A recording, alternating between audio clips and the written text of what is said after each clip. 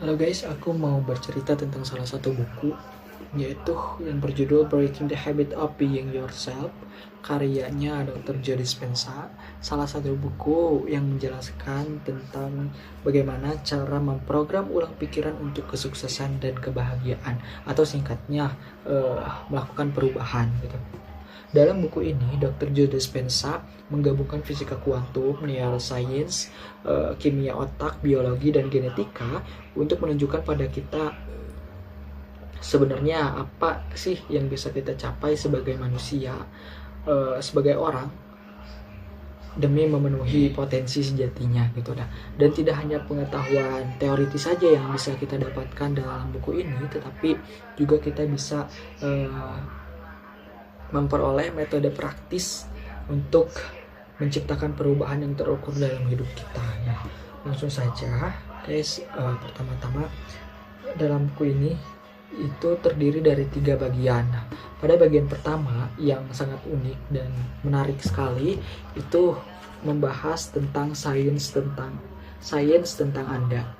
Eksplorasinya dimulai dengan sebuah tinjauan terhadap paradigma-paradigma filosofis dan ilmiah yang berkaitan dengan riset terbaru tentang sifat dasar realitas. Nah, sifat dasar realitas, siapa diri kita, mengapa perubahan itu sangat sulit dilakukan oleh semua orang, dan apa yang sebenarnya bisa kita alami sebagai manusia di dunia ini. Nah, pada bagian satu ini juga terdiri dari beberapa bab. Nah, di bab pertama yang akan fokus aku bahas di sini yaitu bercerita tentang quantum you yang akan memperkenalkan pada kita sekilas tentang fisika kuantum dan lahirnya fisika kuantum.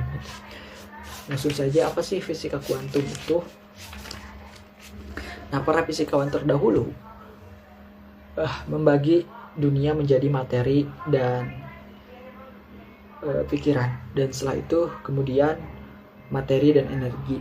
Dua hal itu dulu dianggap terpisahkan sepenuhnya, padahal sesungguhnya tidak. Meskipun demikian, dualitas pikiran atau materi ini juga membentuk cara pandang kita ketika itu, bahwasannya realitas sejatinya telah ditetapkan dan manusia tidak bisa banyak berbuat untuk mengubah segala sesuatu melalui tindakan, apalagi pikiran mereka gitu. Sekarang mari kita melompat ke pemahaman kita saat ini, bahwasannya kita adalah bagian dari medan energi maha besar yang tak terlihat, yang berisi semua kemungkinan realitas yang merespon pikiran dan perasaan kita. Sama seperti para ilmuwan yang saat ini menggali hubungan antara pikiran dan materi, kita juga sebagai manusia sebenarnya ingin melakukan hal yang sama dalam hidup kita. Karena itu terkadang kita bertanya pada diri kita sendiri, dapatkah aku menggunakan pikiranku untuk menciptakan realitasku atau mengubah keadaanku gitu? Maka jika bisa, apakah ada keahlian yang bisa kita pelajari untuk menjadi siapa yang kita inginkan serta menciptakan kehidupan yang sesuai dengan keinginan kita? Nah, mari kita menghadapi sebuah fakta, bahwasanya tak satu pun dari kita sempurna. Entah kita ingin melakukan beberapa perubahan pada fisik, emosional, atau spiritual kita sendiri, kita semua memiliki keinginan yang sama. Kita ingin menjalani kehidupan sesuai dengan versi ideal kita dan yang kita yakini bisa terwujud. Sebagai contohnya, misalnya ketika kita berdiri di depan cermin, sedang bercermin, kemudian kita melihat bayangan kita di cermin itu, melihat banyak lemak di perut dan punggung kita. Dan sebenarnya ketika kita melihat bayangan yang penuh lemak di tubuh kita, kita sebenarnya tidak hanya melihat bayangan gemuk di permukaan cermin. sebenarnya kita juga bisa melihat sesuai dengan suasana kita hari itu ketika bercermin. Kita juga bisa melihat versi yang lebih langsing, yang lebih sesuai dengan keinginan kita, atau bisa jadi versi yang lebih berat, lebih gemuk, yang mungkin tidak sesuai dengan keinginan kita. Nah, manakah sebenarnya dari kedua citra itu yang nyata? Jawabannya adalah kedua citra tersebut nyata. Dan tidak hanya kedua citra tersebut, melainkan spektrum citra tak terhingga.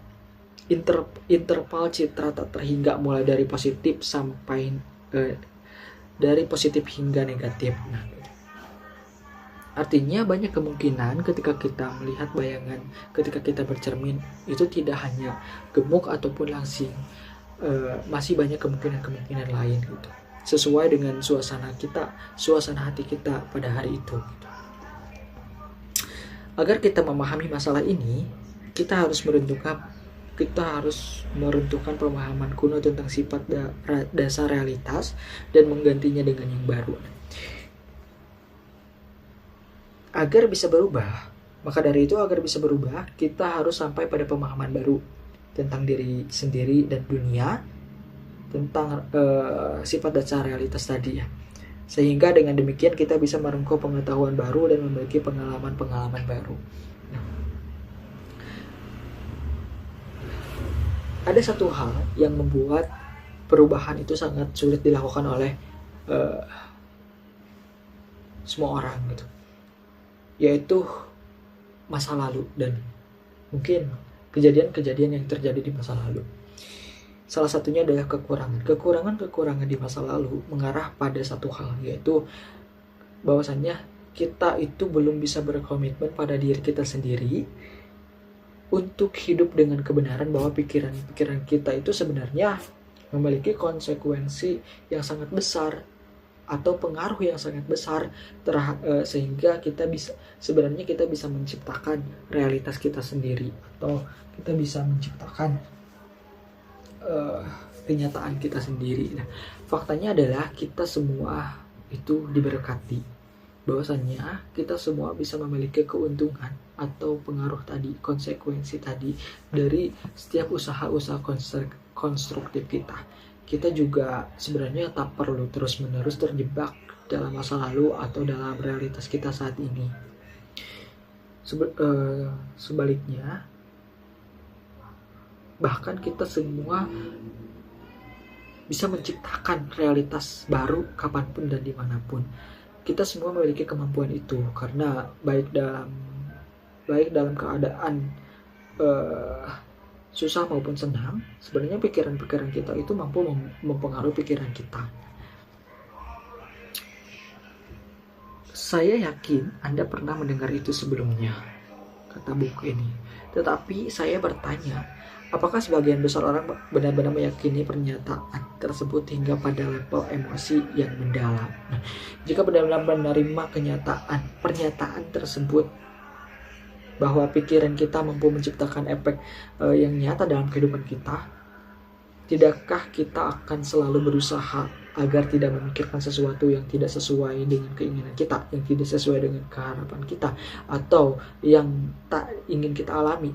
Dan tidakkah kita akan selalu memfokuskan perhatian dengan penuh pada hal yang kita inginkan, daripada terus-menerus terobsesi pada masalah-masalah kita?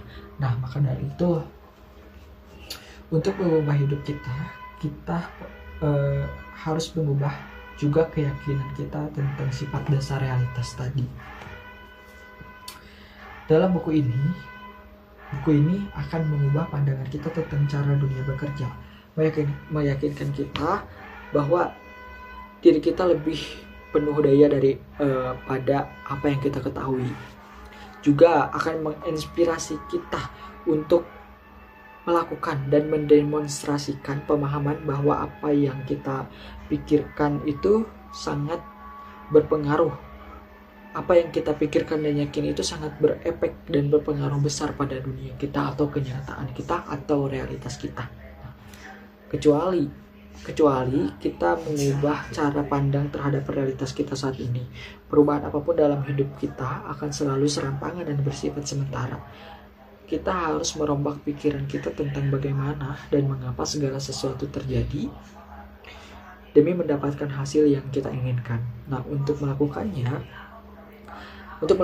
kita perlu membuka diri pada interpretasi baru mengenai apa yang nyata dan apa yang benar. Untuk membantu kita beralih ke mode pemikiran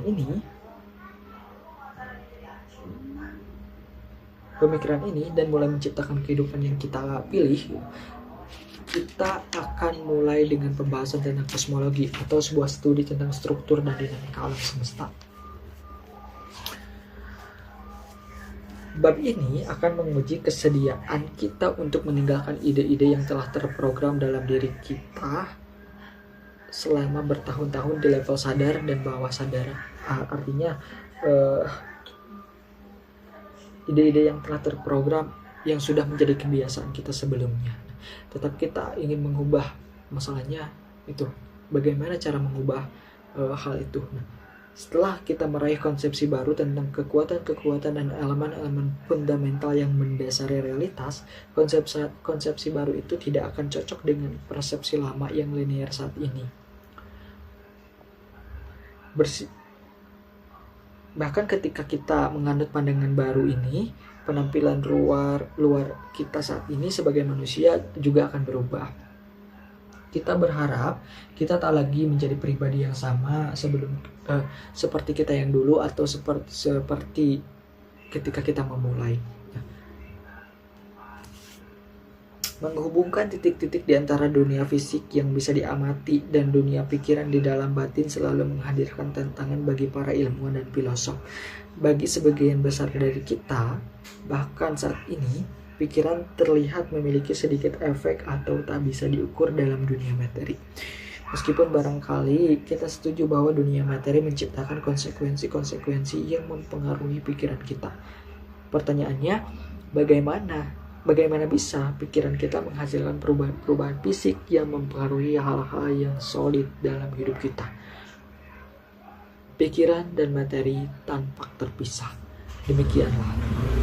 Kecuali terjadi perubahan dalam pemahaman kita atau pemikiran kita tentang bagaimana sesungguhnya hal-hal yang fisikal dan solid terjadi.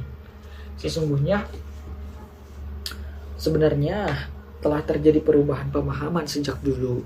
Namun untuk mengetahuinya kita tidak perlu menelusuri lebih awal mulanya. Kita juga tak perlu kembali terlalu jauh.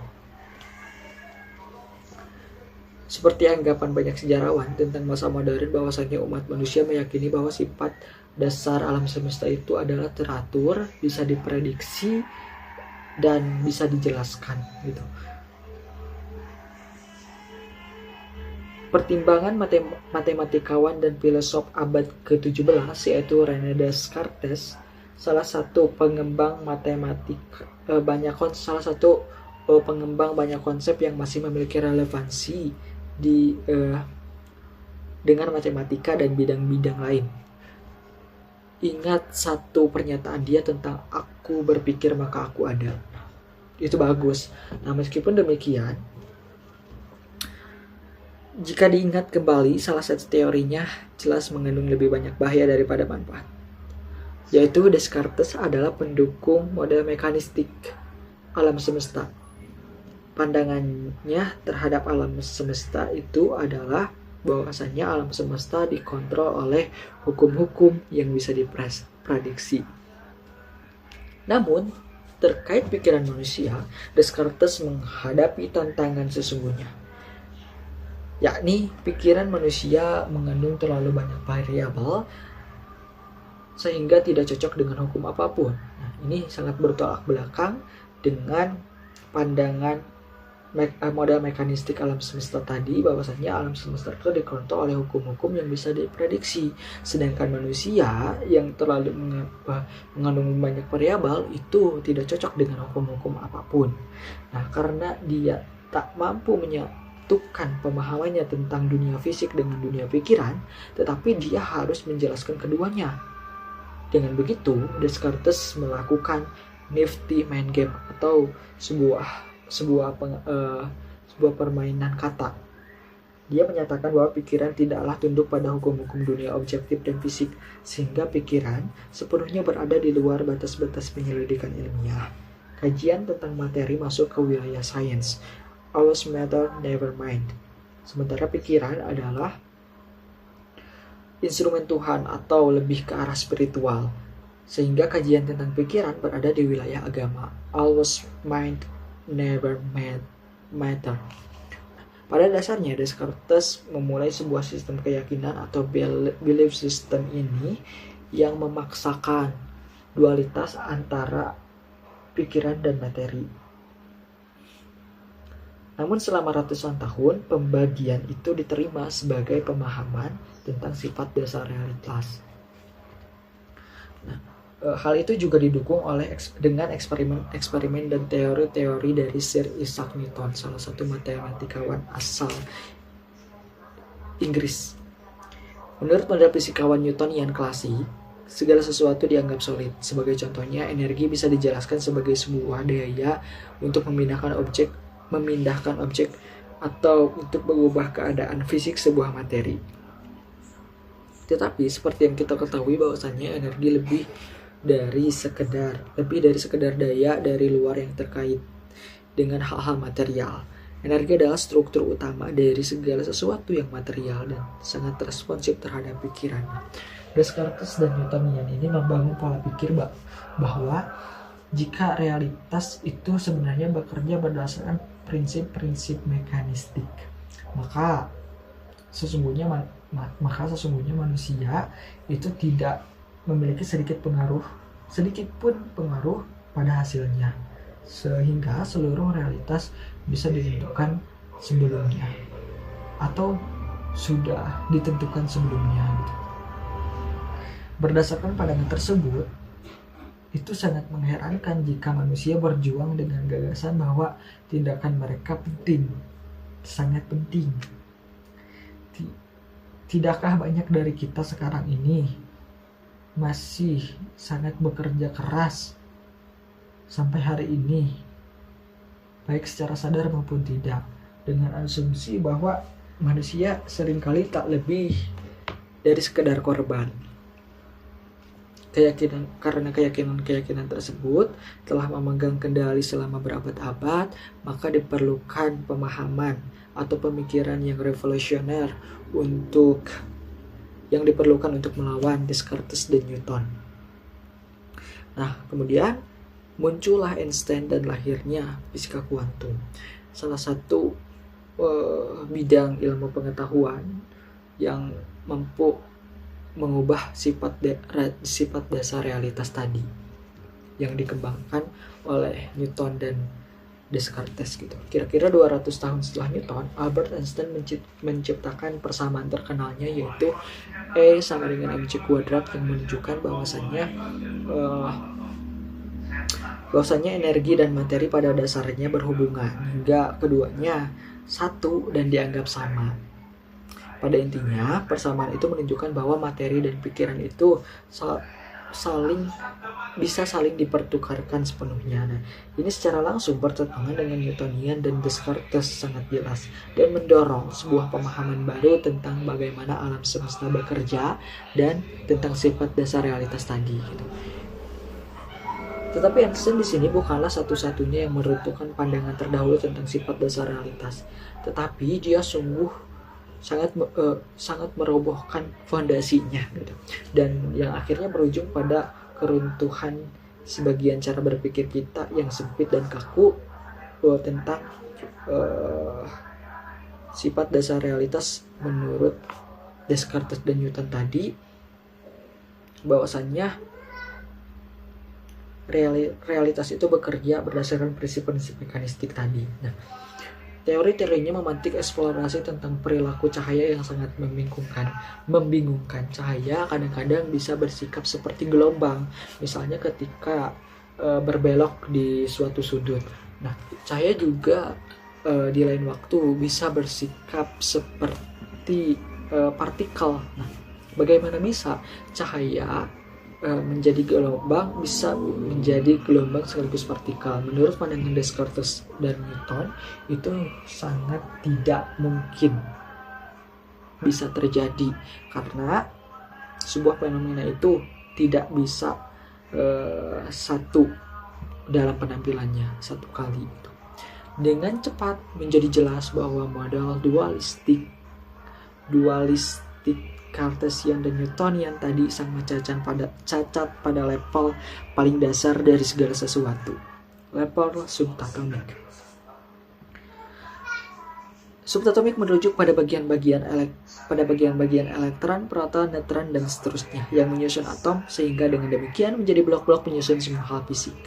Komponen-komponen paling mendasar dunia fisik kita adalah gelombang atau energi dan partikel atau materi fisik. Tergantung pikiran si pengamat, kita sebagai pengamat, untuk mengetahui cara kerja dunia, cara dunia bekerja, kita harus melihat komponen-komponen terkecilnya. Nah, sehingga dari eksperimen khusus ini, sebuah eksperimen yang dilakukan oleh Einstein tadi, sebuah bidang baru dalam pengetahuan telah lahir, yaitu fisika kuantum yang mampu mendatangkan pemahaman baru tentang bagaimana alam semesta bekerja dan mengubah konsep prinsip dasar realitas menjadi sangat masuk akal.